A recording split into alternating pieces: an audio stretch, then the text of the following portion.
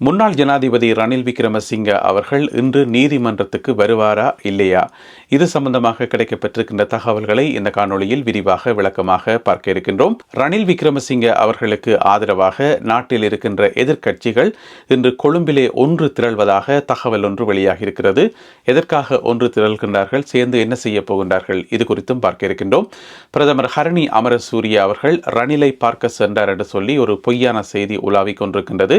அத்துடன் நோர்வேயினுடைய முன்னாள் சமாதான தூதுவர் என அழைக்கப்படுகின்ற எரிக் சொல்ஹெய்ம் அவர்கள் ரணில் விக்ரமசிங்க அவர்களை விடுதலை செய்யும்படி விடுத்த வேண்டுகோள் இப்பொழுது சர்ச்சையாகி இருக்கிறது.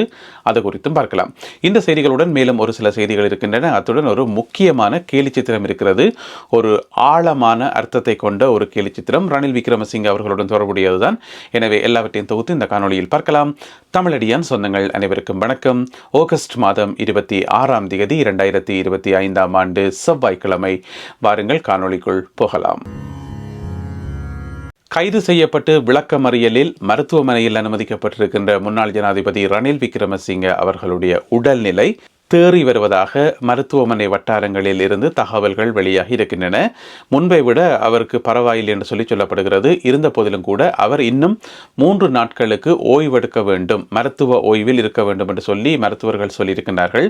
அதன் காரணமாக இன்று அவருக்கு நடைபெற இருக்கின்ற நீதிமன்ற விசாரணையில் அவர் பெரும்பாலும் கலந்து கொள்ள மாட்டார் என தெரிவிக்கப்படுகின்றது. எனவே இன்று அவர் நீதிமன்றத்துக்கு வந்திருந்தால் ஒருவேளை அவருக்கு பிணை வழங்குவதா அல்லது அவர் தொடர்ந்தும் விளக்கமறியலில் வைக்கப்பட்டிருப்பாரா என்கின்ற ஒரு முடிவு எடுக்கப்பட்டிருக்கும்.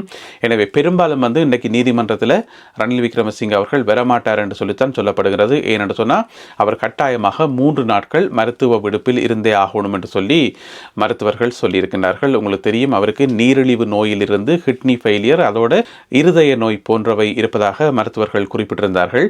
எனவே அவர் 3 நாட்களுக்கு சரியான ஓய்வு எடுக்க வேண்டும் என மருத்துவமனை வட்டாரங்கள் தெரிவித்துள்ளன. ரணில் விக்ரமசிங்க அவர்களுக்கு ஆதரவாக இன்று நாட்டில் இருக்கின்ற முக்கியமான எதிர்க்கட்சிகள் எல்லாம் ஒன்று சேர்ந்து கொழும்பிலே அணி திரள போகிறார்களாம். திரண்டு என்ன செய்ய போயிடும் என்று தெரியல. மக்களையும் தங்களோட சேர்த்துக் கொள்ள போகிறார்கள் என்று சொல்லப்படுகிறது. இதுக்கிடையில் பார்த்தீங்கன்னு சொன்னால் ஸ்ரீலங்கா பொதுஜன பெரமுன கட்சியைச் சேர்ந்த சில முக்கியமான உறுப்பினர்கள் சொல்லியிருக்கிறோம் என்னென்னு சொன்னால், நாட்டில் ஜனநாயகத்தை நேசிக்கின்ற அனைத்து மக்களும் அணிதிரளோடும், கொழும்புக்கு அணிதிரளோடும் என்று சொல்லி அழைப்பு விடுத்திருக்கின்றனர். எனவே இன்றைக்கு கொழும்பில் என்ன நடக்க போகுதுன்றதை நாங்கள் பொறுத்திருந்தான் பார்க்கணும். எல்லா எதிர்க்கட்சிகளும், தென்னிலங்கையில் இருக்கக்கூடிய எல்லா எதிர்க்கட்சிகளும் ஒன்று சேர்ந்து ரணில் விக்ரமசிங்க அவர்களுக்கு ஆதரவாக இன்று செயல்பட போகின்றார்களாம். என்ன சொல்லினோம் என்று சொன்னால், ஏன் ஒன்று கூடினோம் என்று சொன்னாலாம், அரசாங்கத்தினுடைய அந்த அதிகாரம் எல்லை முறி கொண்டு போதாம். முதலாவது, அரச இயந்திரம் என்றது மோசமாக செயல்படுதாம் என்று சொல்லி புதுசாக ஒன்றை கண்டுபிடிச்சிருக்கணும். அது முதலாவது. ரெண்டாவது, ஜனநாயகத்துக்கு ஆபத்து ஏற்பட்டிருக்காம். எனவே அந்த ஆபத்திலிருந்து ஜனநாயகத்தை காப்பாற்றுவதற்காக தாங்கள் ஒன்று திரடுகிறோம் என்று சொல்லியிருக்கிறார்கள். அதிலேயும் பார்த்தீங்கன்னு சொன்னால் நாமல் ராஜபக்ஷ ஒரு கருத்து சொல்லியிருக்கார். நாங்கள் எல்லாரும் ஒன்று சேர்றது மக்களை பாதுகாக்க, நாட்டின் ஜனநாயகத்தை பாதுகாக்க என்று சொல்லி ஆளுக்கு ஒரு விளக்கத்தை சொல்லி கொண்டு இன்றைக்கு கொழும்பில் ஒன்று சேரினோம். என்ன பிரச்சனைன்னு சொன்னால், இது உண்மையில் ஒரு வெக்கக்கேடு. இப்படி ஒன்று சேர்றது, அரசாங்கத்துக்கு எதிராக செயல்படப்படும் என்று சொல்றது, இந்த மாதிரி அறிக்கைகள் வருது. நேற்று பத்திரிகையாளர் மாநாடு வச்சவே அவ்வளோ பேர் பத்திரிகையாளர் மாநாட்டில் ஒரு வகுப்பறையிலேருந்து எக்ஸாம் எழுதின மாதிரி அவ்வளோ பேர் சேர்ந்து பத்திரிகையாளர் மாநாடு வச்சவே இது ஒரு வகையில் வெக்கக்கேடு. ஏன் சொல்லுங்க அப்போ? இப்போ ரணில் விக்ரமசிங்கவை கைது செய்தது யார்? குற்றப்புலனாய்வு பிரிவு கைது செய்தது. கூப்பிட்டு முறைப்படி படிப்படியாக விசாரித்து விசாரணைகள முடிவில் தான் கைது செய்யப்பட்டு நேர கொண்ட ஜெயிலுக்கு அடைச்சது இல்லை தானே? அதுதான் பிழை. கைது செய்து நீதிமன்றத்துக்கு கொன்றாமல் நேர கொண்டு போயிட்டு அடைச்சா அது பிழை. உடனடியாக நீதிமன்றத்தில் முற்படுத்தப்பட்டது. அங்கே விசாரணைகள் நடந்தது. நீதிமன்றமும் நீதிபதியும் தான் அந்த தீர்ப்பை சொன்னது. பிணை வழங்காமல் தடுப்பு காவலில் வைக்க சொல்லி நீதிமன்றம் தான் அந்த தீர்ப்பை வழங்கினது. எனவே தேவையில்லாமல் கொழும்பில் ஒன்று கூடுவதன் மூலம் இவர்கள் யாரை அவமதிக்கிறார்கள், யாருக்கு எதிராக செயல்படுகிறார்கள் என்று சொன்னால், நாட்டில் இருக்கக்கூடிய சட்டத்துக்கு எதிராக செயல்படுகின்றார்கள். இவர்கள் சட்டத்தையும் மதிக்கல, நீதிமன்றத்தையும் மதிக்கல, நீதிபதியையும் மதிக்கல, நீதிபதி வழங்கின தீர்ப்பையும் மதிக்கல. இது எல்லாத்துக்கும் எதிராக கொழும்பில் ஒன்று கூடி ஆர்ப்பாட்டம் செய்ய போகின்றார்களாம். அப்போ எப்படி நீதியை காப்பாற்றுறது? அப்போ எப்படி நீதியை நிலைநாட்டுறது? தானே. இப்போ குற்றப்புலனாய்வு பிரிவினர் வந்து ரணில் வீட்டுக்கு பூந்து அவரை வில்லங்கத்துக்கு இழுத்துக்கொண்டு குரலுவையில் இழுத்துக்கொண்டு வந்து ஏதாவது விசாரிச்சிருந்தா சொல்லலாம். ஒரு முன்னாள் ஜனாதிபதி என்று கூட பார்க்காமல் அவருடைய வயசை வந்து கருத்தில் கொள்ளாமல் அவரை போட்டு இப்படி மிருகத்தனமாக நடந்துட்டீங்களே என்று சொல்லி அதை கண்டிக்கலாம். அதை கண்டித்து ரோட்டில் இறங்கி ஆர்ப்பாட்டம் செய்யலாம். போலீஸ் அராஜகம் ஒழிக என்றெல்லாம் ஆர்ப்பாட்டம் செய்யலாம். ஒற்று பிரச்சனையுமே இல்லை. ஆனால் இங்கே அப்படி நடக்கலையே. ரணில் விக்ரமசிங்க அவர்கள் விசாரணைக்கு போனவர், ப்ராப்பரான விசாரணை நடந்தது, நீதிமன்றத்தில் முற்படுத்தப்பட்டு இப்போ விளக்கமறியலில் வைக்கப்பட்டிருக்கார். உடனடியாக அவருக்கு மருத்துவ தேவை இருந்தபடியாக ஹாஸ்பிட்டலில் அனுமதிக்கப்பட்டிருக்கார். இங்கே எதுவுமே ரோங்காக நடக்கல, எதுவுமே பிள்ளையாக நடக்கல. எனவே எதிர்க்கட்சிக்காரர் ஒன்று கூடி என்னத்தையாக செய்யட்டும், நல்ல வேளையாக தெய்வாதீனமாக எங்களுடைய தமிழ் கட்சிகள் வந்து கலந்து கொண்ட மாதிரி தெரியலை. எந்த ஒரு தமிழ் கட்சி உறுப்பினரும் அங்கே போன மாதிரியும் தெரியலை. இன்றைக்கும் கொழும்பில் அவர்கள் அணி திரளும் போது இவர்கள் அந்த பக்கம் போகப்படாது. அது தேவையில்லை. போனால் வெக்கக்கேடு, உண்மையில வெக்கக்கேடு. யாரெல்லாம் போயினமோ அவங்க பேரளத்தையும் சொல்லி நாங்கள் சொல்லுவோம். இது வந்து வெக்கக்கேடு. அதுக்கு போய் சேர்ந்தா தேவையில்லாமல். ஏன்னு சொன்னால் நாட்டினுடைய சட்டத்துக்கு எதிராக செயல்படுற ஒரு கூட்டத்துக்கு போகணுமா? அவசியமே இல்லை. அது மட்டும் இல்லாமல் இன்னும் ஒரு கதை சொல்லினோம். அரச இயந்திரம் வந்து மோசமாக செயல்படுது, அதிகார துஷ்பிரயோகத்தில் ஈடுபடுதுன்னு சொல்லி தமிழ் மக்களாகிய எங்களுக்கு மேல எத்தனையோ வருஷ கணக்காக இதைத்தானே செய்து நீங்கள் அதிகார துஷ்பிரயோகத்தையும் இந்த மாதிரியான முறைகேடுகளையும் கடந்த காலத்தில் இருந்த அரசாங்கங்கள் அப்பேக்க ஒன்று திரண்டு சொல்ல வேண்டியானே, தமிழ் மக்களை பேசாம விடுங்க அதில் பாவம் என்று சொல்ல வேண்டியானே. அப்பேக்க அவையை கொண்டு உரைக்கையில இப்ப தங்களுக்கு ஒரு பிரச்சனை வந்து முடிய ஒன்று கூடினமாம் என்று சொல்லி, எனவே எங்களுடைய தமிழ் கட்சிகள், தமிழ் கட்சிகளுடைய தலைவர்கள், தமிழ் பாராளுமன்ற உறுப்பினர்கள் ஒருத்தருமே அந்த பக்கம் தலை வச்சு படுக்கக்கூடாது. இதுதான் எங்களுடைய விருப்பம். ஓம் தானே. பிரதமர் ஹரணி அமரசூரிய அவர்கள் ரணில் விக்ரமசிங்க அவர்களை மருத்துவமனையில் சென்று பார்த்தார், நலம் விசாரித்தார் என்று சொல்லி ஒரு செய்தி. அந்த செய்தி வந்து பொய் செய்தி. அது சமூக வலைத்தளங்கள் எல்லா இடமும் பரப்பி போதாக்குறைக்கு நாட்டில் இருக்கக்கூடிய ஒரு சில ஊடகங்களையும் அந்த செய்தி வந்தது. இந்த மாதிரி பிரதமர் ஹரணி அமரசூரிய அவர்கள் போய் ஹாஸ்பிட்டலில் ரணில் விக்ரமசிங்க அவர்களை பார்த்துருக்கிறார். அதுவும் எப்படி செய்தி என்று சொன்னால், ரணில் விக்ரமசிங்க அவர்களுடைய மனைவி இருக்கிறார் தானே, மைத்திரி விக்ரமசிங்க, அவாவோட சேர்ந்து தான் போய் பார்த்துட்டு வந்துக்கிறான்னு சொல்லி இப்போ பார்த்தீங்கன்னு சொன்னால் கடைசியாக பிரதமர் வந்து அறிக்கை விடுற அளவுக்கு வந்திருக்குது. மறுத்து அறிக்கை விட்டுருக்கிறார். நான் அங்கே போகவும் இல்லை, அவரை பார்க்கவும் இல்லை, இதெல்லாமே வந்து பொய் செய்தி என்று சொல்லி இப்படியான செய்திகள் அண்மை காலமாக உலாவிக் கொண்டே இருக்குது. அதிலையும் பார்த்தீங்கன்னு சொன்னால் பிரதமர் ஹரணி அமரசூரிய அவர்களை இலக்கு வச்சும் இந்த மாதிரியான செய்திகள் திரும்ப திரும்ப பரப்பப்படுது.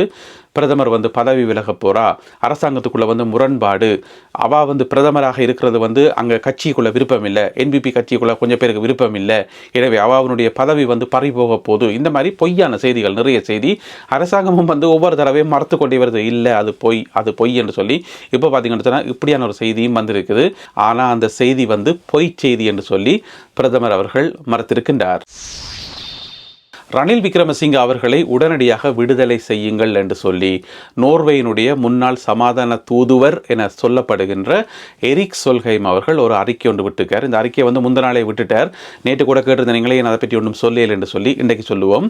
நேற்று வந்து நேரங்காணா போயிட்டுது.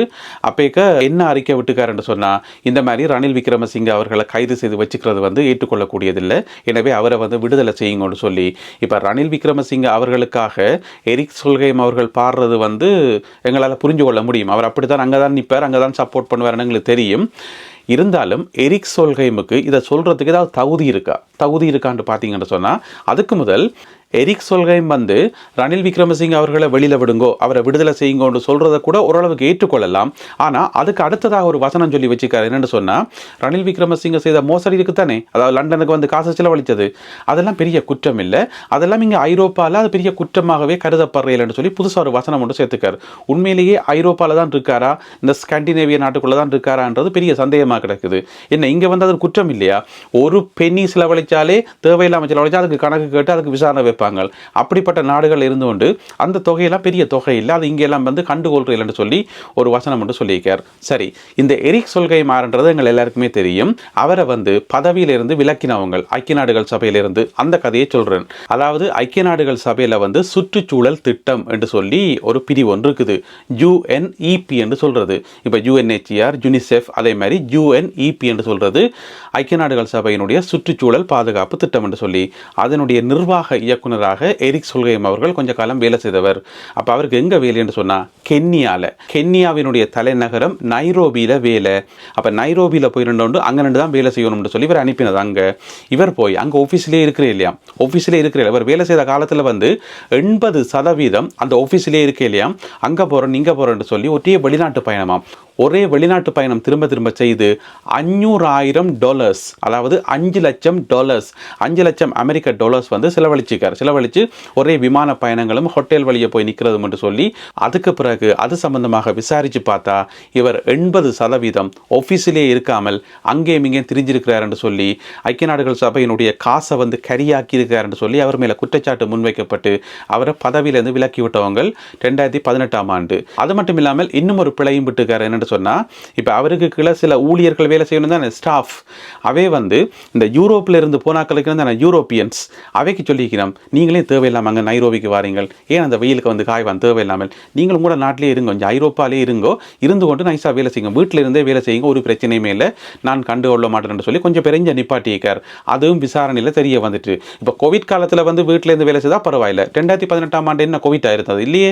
எனவே அப்படியான டைமில் வந்து கொஞ்சம் பேரை இங்கே வச்சே வேலை வாங்கின காரணத்தால் அதுவும் பிடிபட்டு கடைசியாக அவரை பதவியிலிருந்து நீக்கியாச்சு. எனவே $5 லட்சம் அமெரிக்க டாலர்ஸை வந்து வேஸ்ட் ஆக்கினவர் எரிக் சொல்கைம். அவர் பெரிய சைஸ் ஊழல்வாதி. இவர் வந்து $1,60,00,000 செலவழித்தவர் ரணில் விக்ரமசிங்க. இவர் சின்ன சைஸ் ஊழல்வாதி.